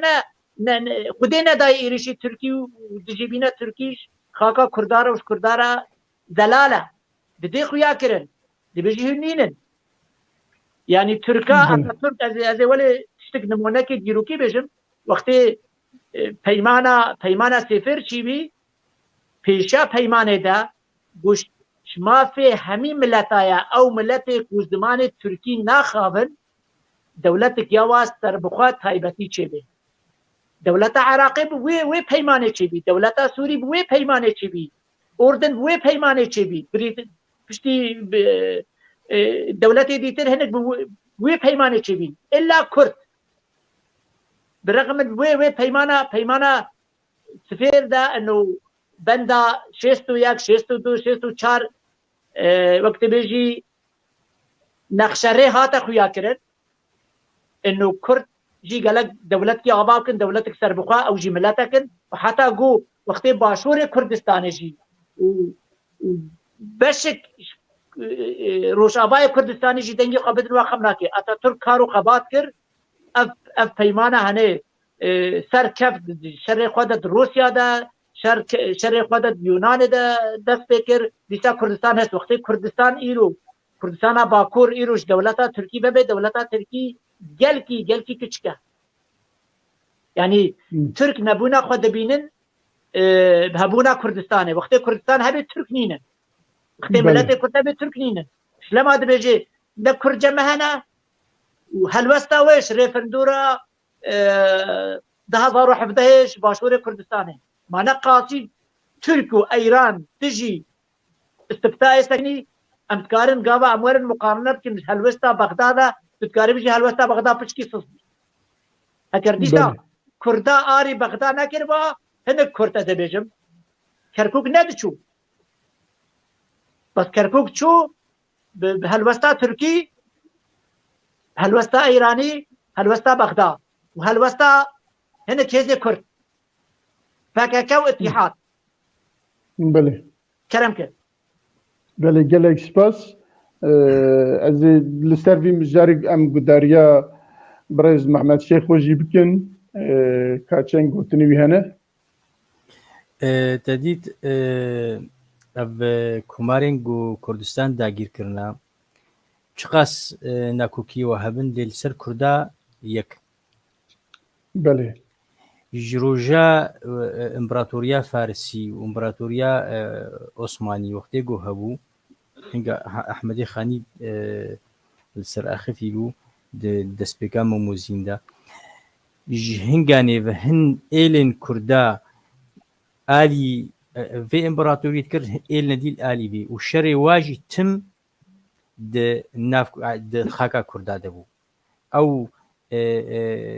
خاكا كردا وهريموا تم تارو ماردو جيجو ام فقرن سر تركا بوقتي درباس دبن نها باشوري كردستاني يان و تابروج اوا د مرمي سركل جش تركا هنا يا بيشي جو انها كرد هنكي رولاوا چد هرمه ده چد ناف دولتي ده گشبين دبي وي گشبيني ومرينن و بزاف بكن جو في تشتي كردي بفتصين يعني نهلن جو بهتر شوق بدي وروني بدي يادي ترجي بري ترك دخوازن جو حلبي وموصلي هريما وموصلي بكنا بندستي خوده نمازا جنجين يعني زنجينه جلكي وببترولي وبنفطي بكركوك وموصل في جواهرد ومرمي خوغو بيك ورينن تشدستك وبهاني وهبن فلان تشتا وافا ترك جو تشب بينن چی نبین او بخوی در باس بین و يعني و ايجو بخازي تشكي بكي الحجتا ناقري ناسكني ابدج منها ويدر باس بي وهردو مرمي خوي بخازي جو بيكورين لي بس في خالي قدي سهر تم ازدبيجم استوباريا ما استم دينما تايبتيا كردي هێزێ سەرەکە کوردستانی هەردوو هێزێ سەرەکە ناکۆکیە ژناف خۆراکن داکارە بن گۆڕەوشە مالا کوردی ساغلەم بێ کەس نکارێت دەسێ خۆ بکەی ناوێکیدا گۆ بکێ ناو دەژی وێ نکار بێ ئەمەرەمێ خۆ هەموو کا پێ کۆرێنی بێجێ دوێ ئەم مالاخوا ئەم مالاخوای کوردی ئەم برێک و پێک ئەم لێ گوهدار ئەم مەیزن ئەم پرۆبلێمە راکن لێم خابن ئێریش دژوارن ئەس دخوازم gelekî li ser vî lê xuyatkê dem kême belê dema me jî kêm maye ez zanim ku gotinên mamoste Elbaqî jî hene em gudariya wî jî bikin lê wek hergav mamoste Elbaqî dema te Kurd maye ji bo wî Kurd û Kurmancî bezkî baş dibe ew kur ji bavê بله از سرچاوا سه خال هنن براستی ام هندره کردستان سوریا بن و روجاوای کردستان اره ایرو رود بجن امریکا مثلا شر روسیا دجی اوکراینا بکارتینه نما تخوازه حتی روسیا بمینه لسوریا فهريما وي حرتم لجزيرة تاني الجمبو إيرو رود بشاغ وباقي خبردان بآلي رقاية ودير الزوري وحتى قياي سينوري حلبي أمريكا دخوازة أو جيه قد بندستي روسيا دا بن تيخ بندستي خوده وقتا تركيا في مسألة بينه أو قشت به أو دزانه أنه أمريكا وتركيا دهندري ناتو دن وهفال بندين هفن أو جي دكاره لهسا ديخه ودرباسي سوريا قلقتر ببه اف سيناريو هيد بيجن وذاتن جي ايرو هنك ناكو كيك هيد نابرا تركيا وروسيا ده او هريما جو باش ليدخه تركيا ليدخه او هريم نيزيكي هريما جو بن دستي روسيا دبو ذاتن او خل هسدتخه او هريما دخوازوي هريما جي او جي تخ بن دستي خوده او جي ببا هوال بند بامريكا ره و هريما همي تخ بن دستي خوده هند وقت بريانا جيما قوت يعني تشتك شيء دبي او تركيا دبي جي قالك لسكركي ما هاتي كشتن چند حب بريندار بون انه هوال بندي مجي يگو اوبوزيسيوني يك چقدارن قد اوبوزيسيوني دو هوال بندين تركيا او جي بريندار بونن يما ويرو جيما قوت ريجيم كارفي فتنه تاخدنا برا هسا ديده و تركيا ده او بخوش جم خوش بر هرم دوی هرم ده عین دوی هرم ده هنک چتين رژیم جلورن او کارن بمباران بکن هرم اگو تركيا انجي بروبورسيونال تركيا و تخنسته هسديده و براستي جوابو خصنسته هسديده هسديجي دينكر تمام لشكرك تركا هاتي كشتن كيف هواتي چند حب بريندار بون كيف هواتي ليبل تركا حيف جهلاني ولوي هرمي باش بمبا بارانكر گرك هسه دلور گلكي زيرك به افكارين قد به اگه نوي کربه گرك بيجي نمي كريه ويا دوال امريكا نزيكي ويد به دبيج بيجي امريكيان يرورم هوال بندين هفن وترك لمدخن شمال مدخن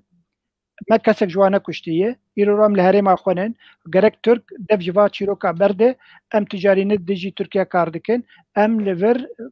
هرما خود پاریزن ام کارکی جبو خود کن بله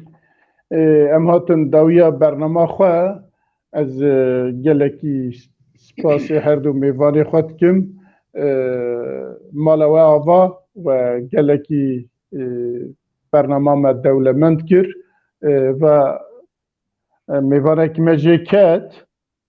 محمد شیخ و جیکت مخابن اره والله باور بلکی بطارية خلاص بو يا انترنت دباكو بطارية خلاص بجنش كفادا تشو بلي ما مستم قالكي سباسي واتكن بريز عبد الرحمن محمد ام قالكي سباسي شيروفي تجديد كن سباسي تتكن كنت بوي ميفاني چارپل مدیا و پیف تیوی و پیرو بوچونی خوش بوم ترخان کرش بوم پیشکش بینری مجی کر ام هیوید کن که بینری مج وان بیرو